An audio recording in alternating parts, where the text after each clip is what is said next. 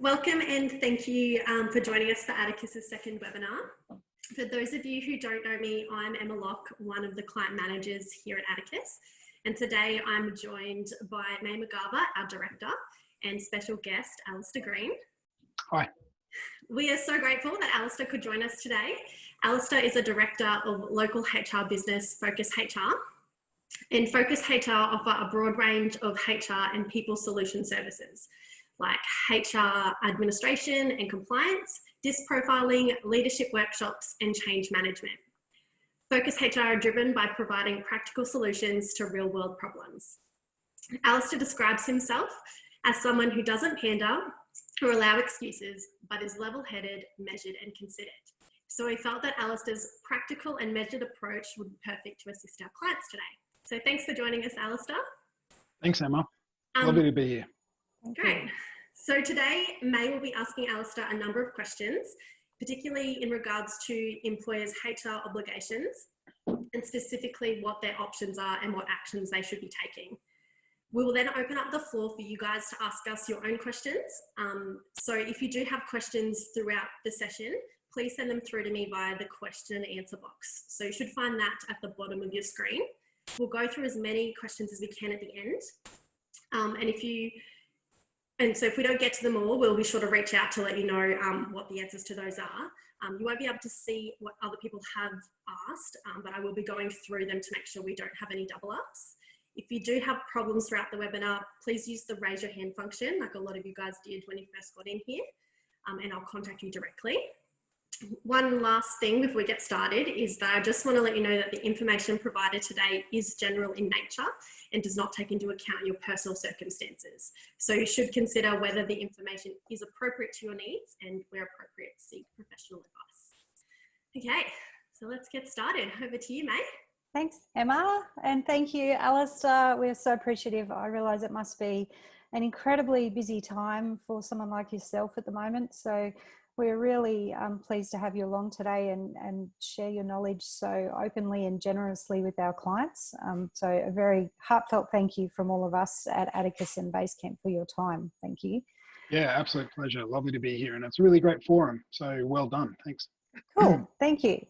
All right. So I've got a list of questions. So we're going to start with one about overtime, if that's okay, Alistair. And I was just thinking the other day that with so many people working and there's many distractions with so many people working from home at the moment, many of us have caring responsibilities for children. Yep. So I would imagine many employees are doing their absolute best to work around those extra responsibilities. And this may mean that especially busy working parents are having to work outside their ordinary hours of work. So as an employer, should I be concerned about any overtime implications, or how do you think that's best managed? Yeah, look, great question, and you're certainly diving into it. It is something that is becoming an issue. However, I think Fair Work have responded really quickly to this, and there are a number of changes coming out on Monday with many of the awards. 3 that we know that are going to happen are the Clerks, Hospitality, and the Restaurant Awards.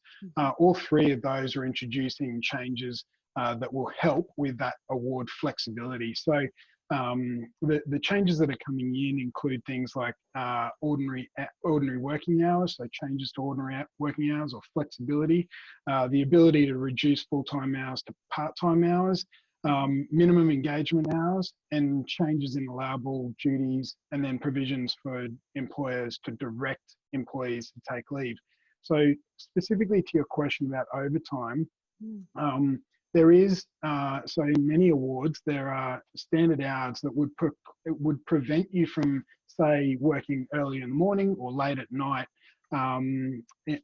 We ourselves have got most of our team working from home, and most of us have kids.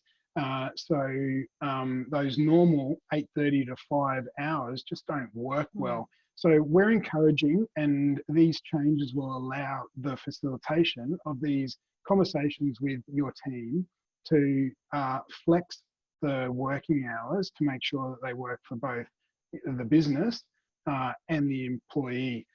because and I think we'll dive into this a little bit deeper later on, but it's really important. Working from home, it does not mean working from home and taking care of your kids or other dependents. Working from home is about making sure that you're delivering on those obligations around your work from home. We just got to be practical in this time. We've got to work together. Most things are achievable through agreement and through negotiation, and that's certainly where we've ended up. We've got one mum who is working early in the morning and late in the evening, and so she's got most of her day free. She checks in a couple of times to address really relevant or urgent matters, but outside of that, we're working with her, and it is really working. It's working really well. The last point on that that I want to raise is make sure you check your award. Make sure you are checking the latest version. So go to fairwork.gov.au/awards and find your award. This is one of the reasons why we don't encourage people to print the awards out, because they change and they can change really quickly.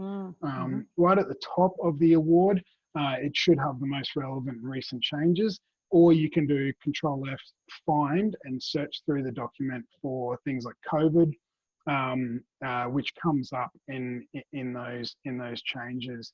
And the other thing is, if you're working from home, or if you have employees working from home and they do need to look after children or dependents, and they can't do the full hours, talk about reducing those hours with them to be able to, so that they can look after their kids or look after the dependents, and then maybe they're only doing 80% of the hours. And then there's options around topping up with accessing leave and all of those sort of things. But the main thing here is, let's get to an agreement, and it's through conversations and negotiations. I think that theme will probably come up a lot in our conversations today, that it is very much about communicating as much as possible at this time. And the other point that you made there is to be informed, is refer back to the awards. So I think that's the two principles I take out of that, is open a conversation with your team and inform yourself about the award conditions, especially as things are changing so rapidly. Yeah, and May, we're happy to share fact sheets. We've got a bunch of them online. And we'll share those links with you after this about specific awards, because there is a lot of detail in it, but don't be shy of them. Get in, read them, get online or call someone to get assistance in interpreting them properly. Yep, awesome, thank you. I want to move now to stand down. So the concept of standing down employees has suddenly, become a very publicised hot topic with some really public big ones like Qantas and Myer. Hopefully with the introduction of the new JobKeeper payment that was announced on Monday night, I think. It's been a blur this week. That maybe a lot of employers won't need to pursue stand down as much as what they thought they needed to. But what actually does a stand down really mean? Yeah, great question. And you're exactly right. Most employers had very little to do with stand down in the past because it really did stand down traditionally, and it's covered by Section 524 in the Act. It's very specific, and it really only related to events outside of the employer or the business's control. Things like when a supply chain was devastated, inclement weather can be a cause for stand down on a really short-term basis, often in the construction or the mining industries. And we haven't had a test case where a pandemic has caused or triggered a stand down possibility. So what is a stand down? Essentially, stand down is where an employer cannot usefully employ a group or all of their employees at a particular time because of reasons that are outside of their control, and they stand the employee down, and it is without pay. So there are no minimum or maximum periods for a stand down, but it is standing an employee down without pay. Mm-hmm. Now, at the moment, the reasons for triggering a stand down might be because of a government direction. So gyms and pubs and clubs who are told that they can't operate any longer for the moment, that would be a clear trigger for a stand down situation. The other ones that we're seeing are where a supply chain simply stops, and so you cannot get your raw materials, or a business like a solar company might not be able to get panels, for example, and so the work literally stops. Those are a couple of examples of where the stoppage is outside of the employer's control, and they can stand down their employees at that time.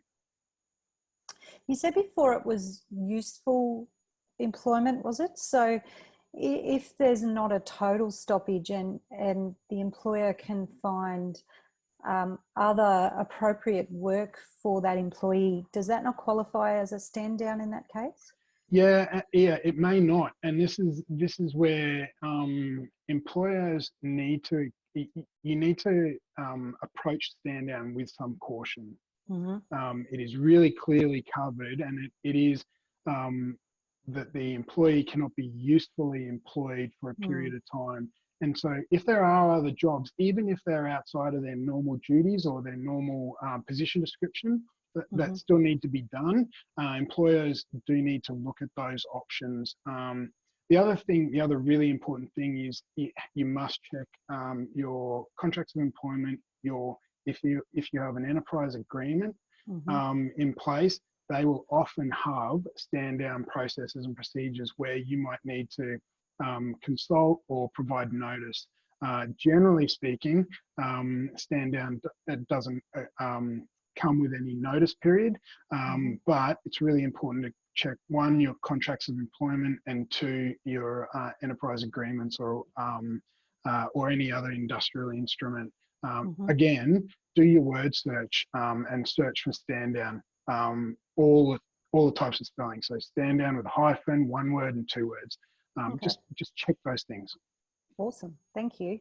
So I'm guessing that a stand down therefore differs from termination, and that a stand down is probably temporary and a termination is permanent. Is that the main difference? Yeah, you're exactly right. So in a stand down, you are still employed by the employer, by the business. You still continue to accrue leave entitlements, and there's an expectation of ongoing work when the trigger for the stand down ceases. So post-pandemic, or whatever situation, so when the supply chain reopens, there is an expectation of ongoing work. And the other thing around a stand down is there's no notice periods and no payouts. So it is effectively without pay. Termination, though, is the end of the employment. Terminated employees must receive all their entitlements, which may include things like notice, redundancy pay, payment of any accrued leave entitlements, and so they're all included in a employee termination pay. So that last pay packet has to include all of those things, where a stand down doesn't.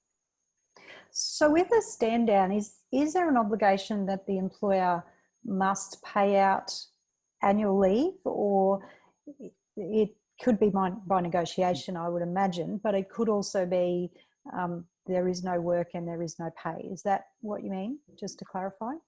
Yeah, that's right. So when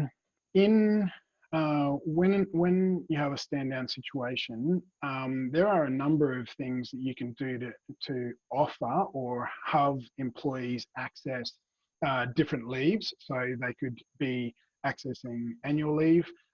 We're seeing a number of businesses negotiate with employees to access long service leave. So if the employee's been there for longer than 10 years, they may be able to access long service leave directly. Again, it's negotiated, so it needs to, and and if it's requested by the employee, the employer must have a genuine reason for refusing. There's also the ability for, in certain industries, for them to access like Q leave, so industry long service leave as well. Good advice. And yep. Sorry? Good advice. Thank you. Yeah. Sorry, keep going. Yeah. And also there, some of those changes to a couple of those awards also include accessing leave at halftime. So again, all of these things are are possible and lawful if you, by negotiation and by agreement. One big thing, and I'll keep repeating this as well, is you need to document these agreements. I personally don't mind if it's an email that they respond to, if it's a big formal letter that they sign off on, but you must document these things so that it's clear for both parties, and so it is clear that both parties have agreed to that. So with just want to move on to work cover. If an employee is sick with the COVID-19 virus, does work cover apply? Obviously, there's different rules in every state, but do you know what happens in Queensland? Yeah, look, we've been exploring this one because, and we've had a few questions about it. At the moment, there's been no test case in front of Work Cover Queensland for a work injury resulting in or due to COVID-19, and so at the moment, I personally believe there will be a test case. Someone will claim it.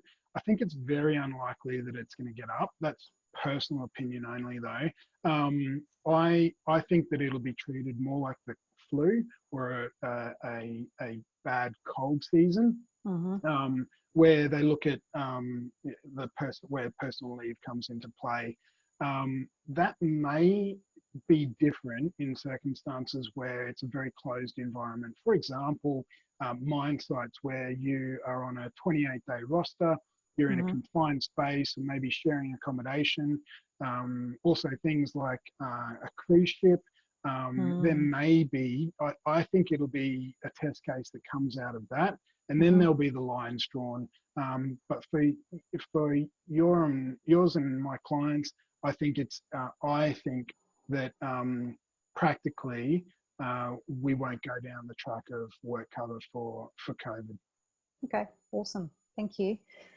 I just want to touch base quickly back on terminations and redundancy, terminations and stand down, sorry. So if a stand down isn't appropriate because employees can be usefully employed, or whatever that word was before, do you have any thoughts on what other options are available to employers to reduce costs or reduce their workforce, or how they can best manage this? Yep. And to be clear, stand down is not a lawful option if you're just quiet. So if you run a consulting business and your clients don't need you anymore, you're simply quiet. That is not a lawful trigger for a stand down process. It'll be a reason for eligibility to job seeker payments and so forth, but stand down is not an option for if you're just simply quiet.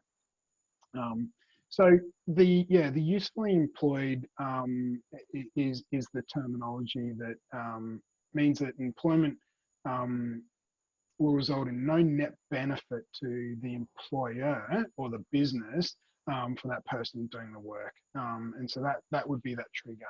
Now, in terms of other options, we think there are loads of other options that need to be explored. And can be done in combination as well. So things like negotiating reduced hours.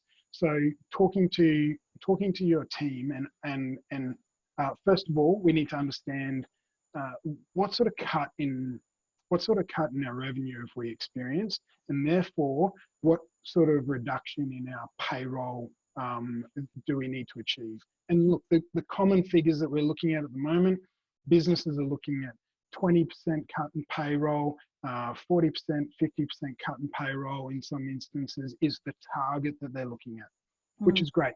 You need to know that before you go into these discussions with employees. But when you are discussing with employees, have that target set, let them know that, and then look at options around negotiating reduced hours. So if we're looking for a 20% reduction in pay rate, we as a team, we all need to achieve a day a week drop in our time, in our ordinary hours, and that reflects in our salary. So someone on $50,000 loses 1 day a week, take a 20% cut, they're back to $40,000 on a part-time basis. You can also negotiate reduced pay rates. So for many managers, for example, reducing hours just isn't an option. There's still a lot of work to be done. They still need to be available. They still need coverage. And so as long as you remain compliant against your award or against the minimum rates, you can negotiate and agree to a temporary reduction in pay rates. Set a time frame, set markers along the way that you can review that. Keep the communication channels open. Consider things like if it is a reduction in pay rate and they're taking annual leave, that'll affect what annual leave they're paid out on. And so just be cognizant of those implications and be flexible. Be flexible, I guess, is the point I'm trying to make there. Yep. The other things that you can do, look at changing rosters to avoid penalty rates. We're seeing businesses who operate in the NDIS area who have weekend shifts that need to be going. Are there any opportunities there to change your rostering to avoid those high penalty rates? Things like dropping out overtime, saying, for this period, there's no unauthorized overtime. It needs to be prearranged. Those things will significantly reduce costs as well. The other things are taking leave. So looking at those opportunities to work together and take leave. While leave may not always help cash flow, you are paying down the leave liability. So over the long term, and if you had to let them go, you'd have to pay them out anyway. So that's an option. And look, we are also seeing combinations of these things. So we're seeing administration teams sharing one role, so going from 2 roles to 1 role and sharing that. It doesn't have to be a one fits all. So you can negotiate individually on this, and you can have a raft of different options. The other thing is that we're encouraging businesses to hand over that flexibility to the team to discuss. So get them talking about, right, we need coverage across these 5 days or 7 days, but we don't mind how that cuts. So if you're reducing your full-time rate from 38 hours to 30 hours, for example, so dropping a day, we don't mind if that's during work hours, school hours, outside of normal hours. Check the award again, remember. But it doesn't matter how that's cut up, as long as we get the coverage that we need and as long as it's working for both the employer and the employee. So it sounds like there's a really good quote, a problem shared is a problem halved. So what you're saying there is often, I mean, an employer, I think, needs to sit down and review their budget projections first. And we've been really busy helping employers revise those in the last few weeks, because obviously budgets set last July or January are now totally irrelevant. So it's a process of reforecasting those and coming up with those target numbers, like you said, then coming up with the proposal and putting that to the team and then sharing the problem. Okay, well, we need coverage here and here and here. How are we going to make this work together as a team? Is that sort of... You're exactly right. You're exactly right. And we are... Look, this is the part that I love about working with in Australia and small businesses. When you ask your team and you explain what needs to happen and you ask your team to get involved, we're just seeing such an engagement and compliance around this area. Everyone wants to save their jobs. Everyone wants to share the weight, and it's just really great. And so, yeah, we are overwhelmingly, we are seeing employees stepping up and saying, yep, I'm happy to, I'll take a 50% pay cut as long as my mate May gets to keep her job, and we can work together. And yep, I know that it's uncertain about how long that might be, but we're all in this together.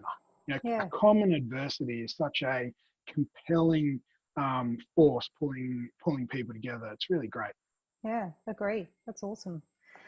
Okay, I want to talk about absences from work now. So in your document, you've done a business response document from Focus HR, which we'll make available to everyone today. But you spoke about 2 instances of absences from work. One of those was isolation due to exposure, where it's directed by the government. And the other one was isolation for, say, precautionary reasons. So as an employer, if I deem that one of my employees is showing flu-like symptoms and I deem that they need to be at home to protect the other team members, that would be isolation for precautionary reasons. So can you explain to us what employers do in these, and what are the minimum obligations with leave and things like that? Yeah, sure. Look, this can be a really complicated area, and it doesn't need to be. Basically, if we follow the rule that personal leave is for when you are sick or when you are looking after someone who is sick. Isolation or precautionary measures are not a trigger for personal leave. So in the vast majority of cases for isolation, where you are self-isolating or directed to isolate because of a risk, the personal leave doesn't cover it until you are sick. And there's, you know, we're looking at cases where they are proven to have COVID-19 or be sick, medically sick, and then that period of leave without pay or annual leave can be converted back to personal leave. But if we stick to the rule, the guideline that personal leave is for when you are actually sick, it's a really good starting place.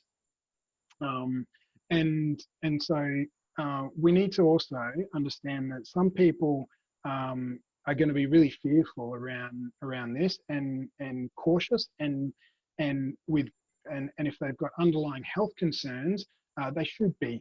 And so self-isolation prior to being ill of any way, while there's no obligation to pay leave or wages for those, let's work together and see what they can do.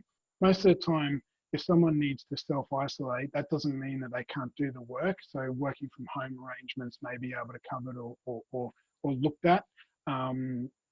And so, you know, looking at those options. But if we follow that primary advice about personal leave being when you're sick, it helps. Okay, well, that's good. So that actually takes me to a question I had about working from home. There's some jobs that simply can't be done working from home. Like I myself am incredibly grateful at the moment that I'm able to operate, and so are my team.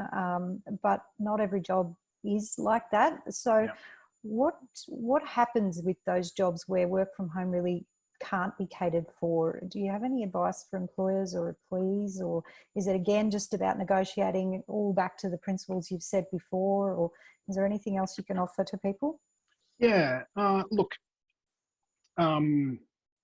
personally, and I take the big picture, really optimistic view around all of this. I think there are many jobs, like a machinist, for example, that can't take their work home.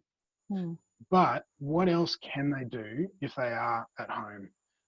Can they answer phones? Can they? And think we must put our position descriptions and job descriptions aside for a moment.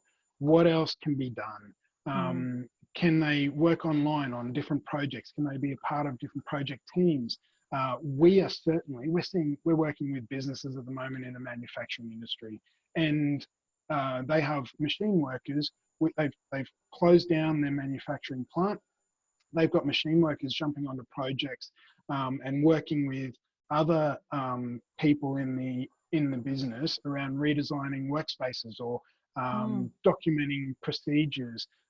We've got a manufacturing line that is closed at the moment, and so the general manager and a couple of others are going around with iPhones, and while the machinery is quiet, they are filming inductions for those machinery. Cool. Yeah, Awesome. there are some really cool ideas that are coming out of this.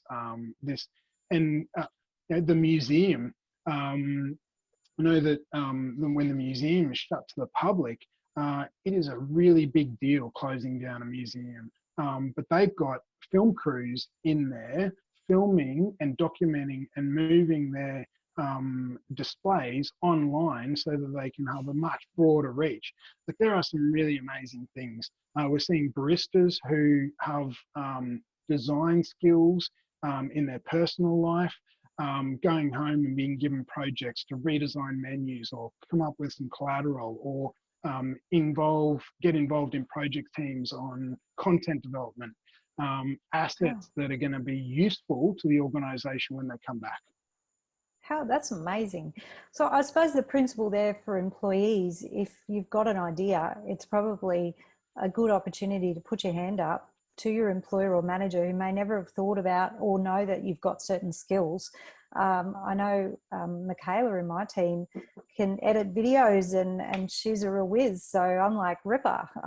We can, really use Michaela's skills in that area as well if there's an opportunity.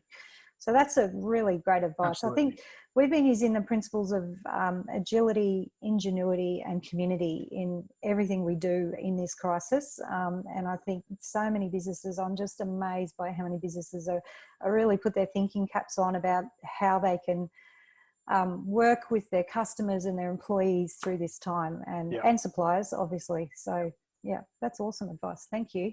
Yeah, I love that, and I love those principles, and they're really important. That connection and community is so crucial. I saw I think it was supposed to be a joke, a meme the other day about a call out to introverts, saying, introverts, you've got to check on your extrovert friends. Yeah. They're not okay. They don't understand what's going on. And I laughed. I'm a very committed introvert.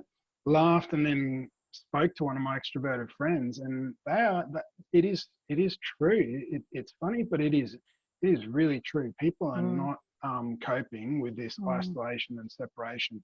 And gosh, aren't we lucky to be in this world where in this time when we've got great free tools like Zoom and GoToMeeting and Skype and Teams where we can do this stuff. Yeah, absolutely.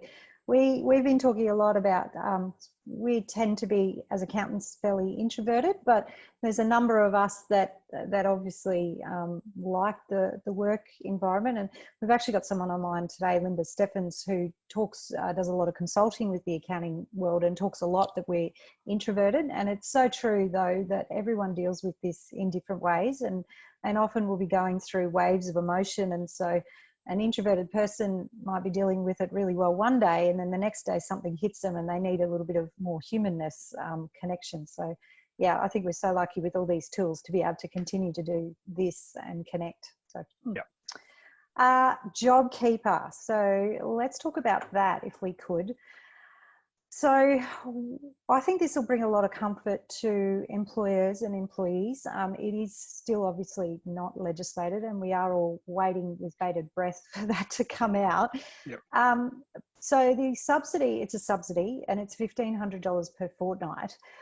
What happens in the case, do you know, Alistair, what happens in the case where an employee is paid more than the $1,500 a fortnight and an employer is struggling to continue to pay that? I assume it probably goes back to what you said before about renegotiating.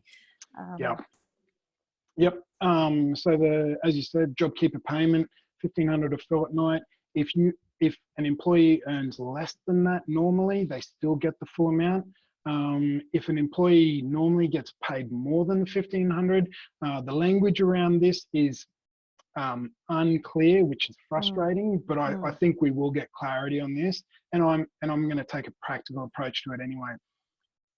If an employee normally gets paid more than $1,500, the employer can top up and continue to pay the normal wage. that's not very useful if, and it's certainly not useful if that's a commitment or the language changes to must top up that normal wage. But here, look, I think we'll work out those details, but let's take a practical approach here. If a business can't afford to pay any of those wages, then negotiate the full-time worker down to a part-time that matches the 1,500, sign off on that, and then pay the 1,500 per fortnight. The alternative to that is the role is stood down or terminated. And so certainly my advice would be that is a way around it. If you've got, obviously, the $1,500 for a full-time worker who normally gets paid more than that, you'd be negotiating a temporary reduction of their hours down to match that $1,500 per fortnight. You can't say to a full-time employee, look, I want you to stay working 38 hours a week and we'll only pay you $1,500 if that's different to their normal pay rate and they haven't agreed to that. Awesome. You hinted before about some of the opportunities to redeploy skills and things like that, but I know you had some thoughts about specifically the opportunities that will come around with this JobKeeper payment to avoid standing people down totally, but keeping them connected and engaged. So do you have any thoughts about how we can best engage with people on top of what you've already said about reinventing the business and what opportunities there might be for people? Yeah, sure. And are we going to talk about working from home a little bit later on? Is there a specific? No, but let's do that now if you like. Yeah, so let me address the working from home bit great. first. And some, I want to talk about the tools and the methodology or mechanics of making sure that you are checking in, managing, supervising, and keeping the contact with your remote team. And those principles, what were they before that you were talking about? Agility, ingenuity, and community. Yeah. Cool. Love that. And ours, the kind of mantra that we keep on using is engage, connect, communicate, and keep busy and active. In this time with remote teams who are unfamiliar with working remotely, you cannot over communicate. We love tools like Trello and Microsoft Teams, combined with tools like Zoom and GoToMeeting to run virtual meetings. And really happy to share our Trello board template. We run our daily huddle via Trello now, Trello and Zoom. We share our Trello board. Each of us check in the morning. We have got any announcements on for the day. We've got what our priorities are for the day. We've got what our priorities are for the week. And then we are moving those tickets through the board. We check in the morning, and then during the day, any one of us can jump in and see who's moving those tickets through, getting things done. So we move them to in the doing column, and then a stuck column if you need help from somebody else. And then we move them to the done. We call #little win, the done column. And then at the end of the day, we have a check-in. So we check in the morning at 8:48. And then in the afternoon, we check in at 4:14. And we run through that Trello board twice a day. At the end of the day, we're saying, look at everything that we've achieved. Who got stuck? Who got unstuck? What have we achieved? What's on our plate for tomorrow? How is everyone and how are you feeling? And just checking in. And then so Naomi and I, as the directors of the organisation, we're really pointed about looking at who's looking fatigued, who's not right, and we'll reach out to them individually. The things that we're pressing is, how is your setup? After a couple of days, how's the setup? We had one team member who was using a dining room chair. That doesn't work. Let's get you one of the chairs from the office. I need a sit-stand desk, and so I'm lucky enough to have a standing desk at home as well as another one. But the offer to the team is, if you need to take your full standing sitting desk home, do that, because we need this environment to work for us. And we make sure that if we're not getting anyone putting anything in the stuck column for more than about a day, that's a red flag to both Naomi and I as directors of the company. Something's wrong. This is not working if people aren't engaging and getting things stuck and needing help and all of that. So really happy to share that board. It's working terrifically. We're making tweaks as we go, but we're also sharing those little wins at the beginning of the day. Right, who had a little win overnight or yesterday? It can be personal, it can be client related or job related. We don't mind. We just need this communication to keep going and this engagement and interaction. That's awesome. We do something very similar. We have a huddle. And how long, just share with us, if you could, Alistair, your huddles at 8:48 and 4:14, how long do they tend to go for? Yep, they're pretty quick. They're when we have them face to face, they're always standing. Now we can sit or stand and do them virtually, but they're between 5 and 10 minutes tops. We're really conscious of if there's a conversation between two people that is happening, we use language like, hey, why don't you take that offline and jump on a chat independently so that we keep moving. And it's fast. But the beauty about the Trello board is it is live through the day. So we can get on and have a look and see these tickets moving across. We're sort of moving 30, 40 tickets a day between the team between our team, and it's really effective. It is motivating and to see that progress. Awesome. Did you have Trello? You had this before this transition to work from home? Yeah, we did. So we use Trello for managing most of our projects. It's just a really lovely setup, and it's super easy. I've shared a couple of videos on how we use a simple format of Trello. But it's a great tool. There's Microsoft Teams has a built-in, it's called Planner, that works exactly the same way. It's basically, for those who are unfamiliar, it would be a big wall full of colored sticky notes with things written on those notes, and you move them along through different swim lanes of what I need to do, what I'm doing, what I've done. Yep. I think the principle here is to maintain as much normality and routine as possible, with given in mind how much uncertainty already exists out in the world and in people's lives. So I know we've done something very similar at Atticus and Basecamp, where we've tried to maintain as much of our routine. So same huddles. We have a system similar to Trello. It's called Carbon, and it's for accountants.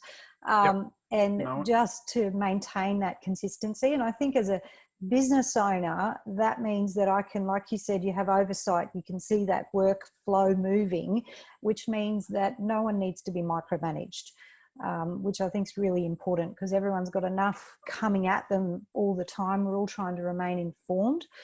So that would also, I totally agree with you, Alistair, about put in place mechanisms to engage the team and communicate and be able to have oversight over the work, because it's really important that we keep things going. Our clients are depending on us, and obviously our business viability, but no one wants to be micromanaged in this. And I think that can be an automatic reaction of managers and owners when they feel like they're losing control. So these normality, routine functions are really important for each of us individually, but as a business. Yeah, you're exactly right. And look, I would strongly avoid and encourage businesses to avoid monitoring software or any type of setup that reinforces that distrust or lack of trust in the environment. If you can't trust your staff to go home and do the work and continue to do the work, we've got other issues at hand, more root cause issues that we need to address and deal with. And the other thing I'd say is act as though you trust your staff 100%, and then be prepared for at least one of them to let you down. But don't punish the others for that one. Deal with them and put mechanisms in place which catch. So our Trello board, we're not micromanaging anybody, but it is really clear if stuff isn't getting done. I think it's that concept of co-accountability to each other. It's very visible. We, as a business owner, I imagine you're as co-accountable to your team as they are to you. Your work's visible as much as possible, obviously, and therefore that's how everyone can see things moving, I suppose. Yeah. May we normalise the language around roadblocks and stucks so that all of our team, from front of house to top, external, internal, anyone can say, Al, you're my roadblock. I need you to jump in and have a look at those things and hold me accountable. And we normalise that language so that it's not a big deal when one of our team jumps up and down and says, "No, Al, you haven't. I need a response on that stuff." Yep. Awesome. Thank you. So for anyone listening, there's lots of programs like Trello, and we're so lucky that many of them are often free, or I think Asana is very similar, is it? I've not looked at a lot of them, but they're free or low cost, and it allows that visibility as a business owner or a manager or as a team member to sort of see where the work is up to, and we can all then contribute to delivering service outcomes or products for our clients. So I think that's really awesome advice. I'm glad we've got onto that topic. Thank you, Alistair. Pleasure. My last question, just generally, do you have any other final comments about, HR obligations? I think most employers really want to do the right thing, but it concerns me that everyone is acting very quickly.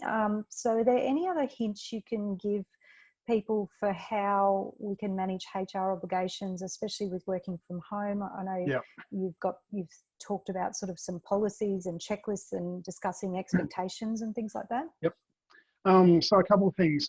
One thing on leave, if you have an employee who's working or stood down or taking leave without pay and they want to access long service leave, especially if they are in that 7 to 10 years,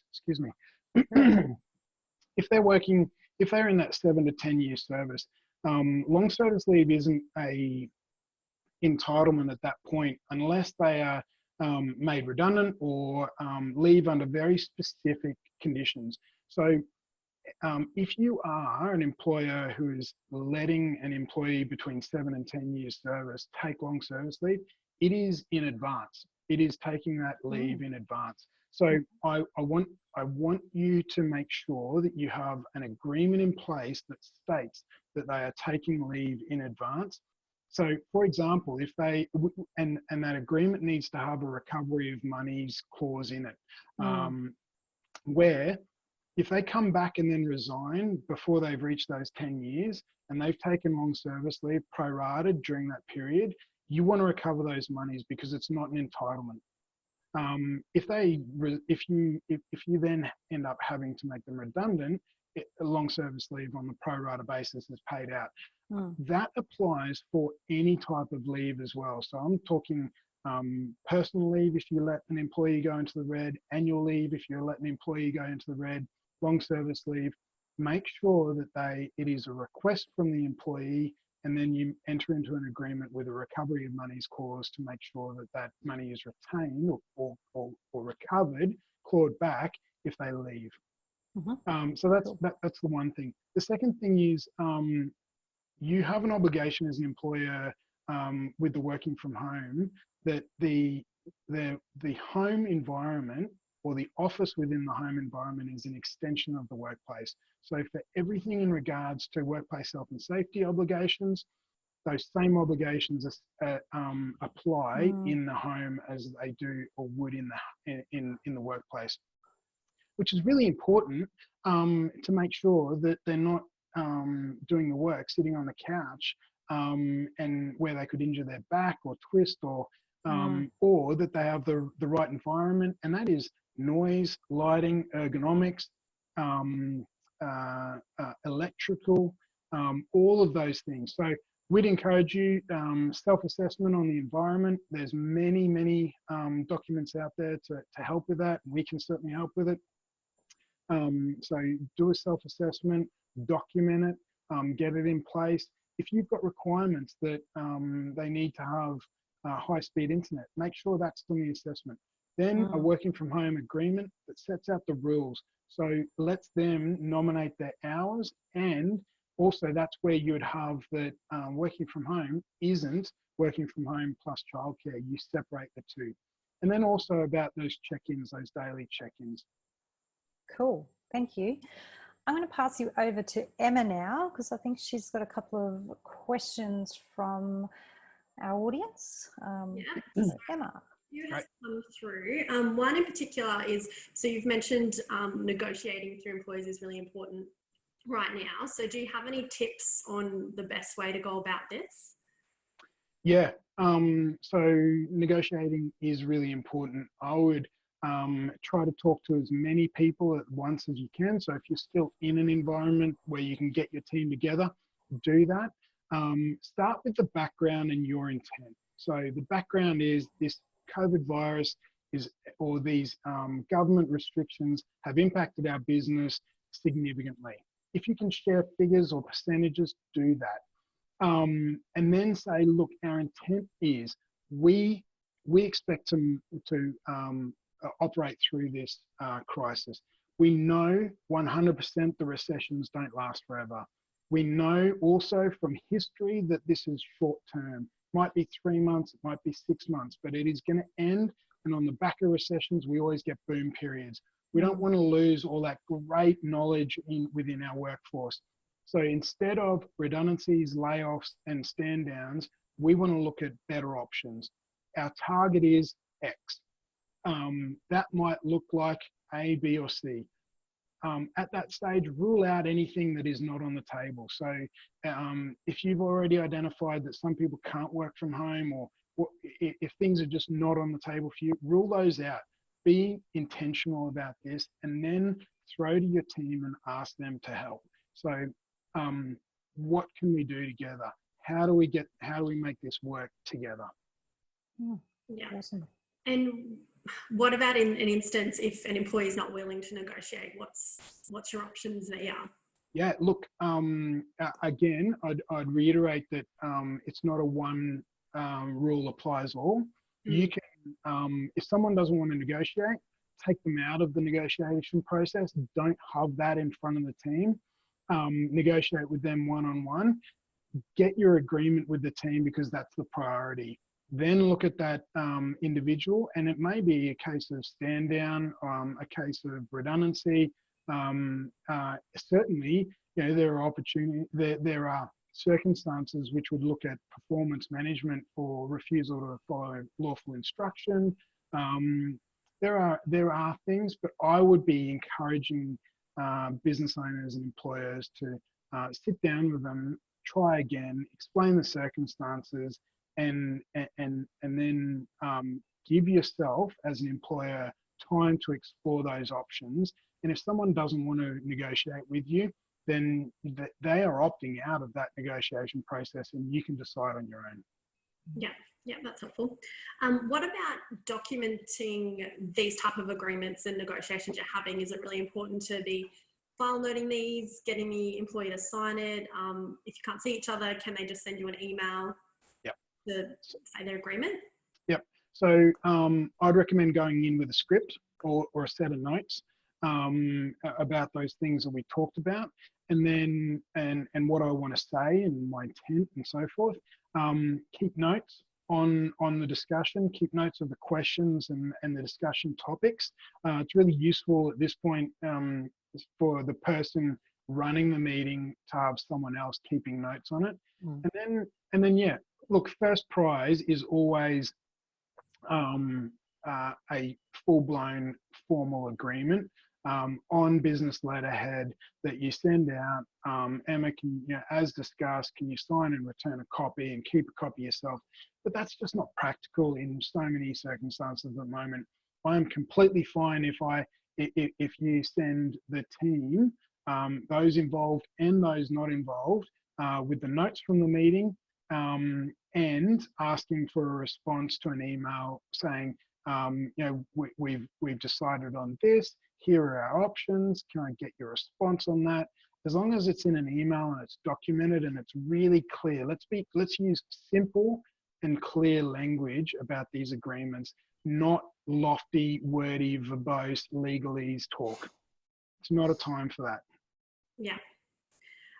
What about this one? You might not know the answer to, because a lot of the job seeker, as you said, information is not really available right now. But do you know whether an employee has to use up all their leave entitlements before they're entitled to the job seeker payment?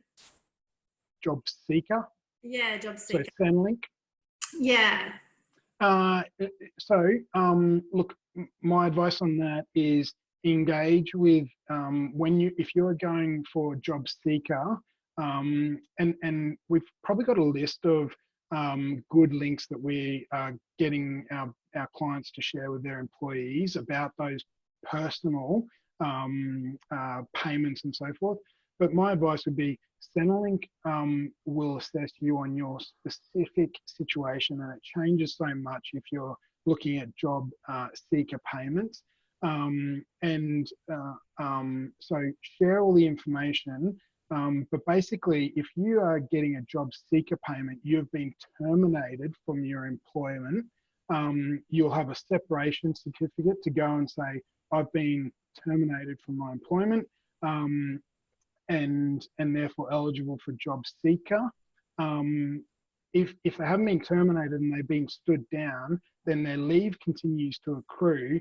And there are other payments that Centrelink will be able to offer in terms of the pandemic and COVID crisis payments and so forth. But if they're getting job seeker, they've been terminated. Yeah. Yeah. Sorry, I was a bit confused with that one. That's right. So that's all the questions we've got. Did you have any more comments and questions, May? No, thank you, Emma. Yeah. May, I've got one last thing. So great. on this job keeper payments, it is such a fantastic opportunity, and I totally understand that this is a really tough time for many, many people. It's a health crisis, it's an economic crisis, and unfortunately, I fear that it's going to end up being a mental health crisis as well.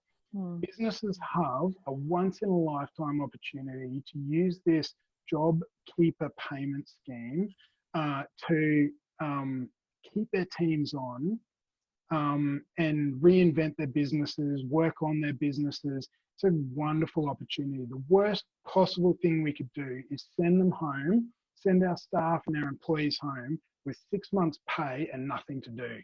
People need meaningful work to do. People need routine, and they need to be engaged in teams and on projects. In every business I've been involved in, touched, consulted to, there are latent projects, jobs and tasks that haven't been done yet.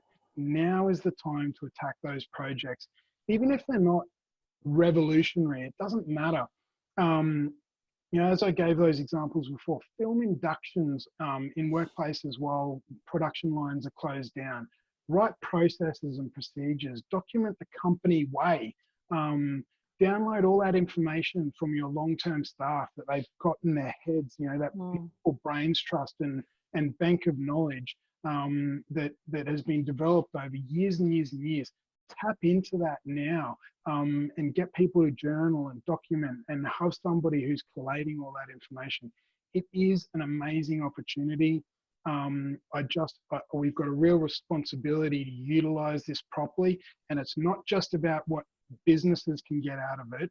Our teams and our people, our wives, our kids, our husbands, everyone needs meaningful work to do, and there's really great ways that we can do that.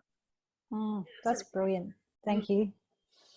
Okay, great. Well, thank you so much for joining us today. That was very absolute pleasure. Insightful. You're full of a lot of great information. I hope everyone got a lot out of that. I definitely did.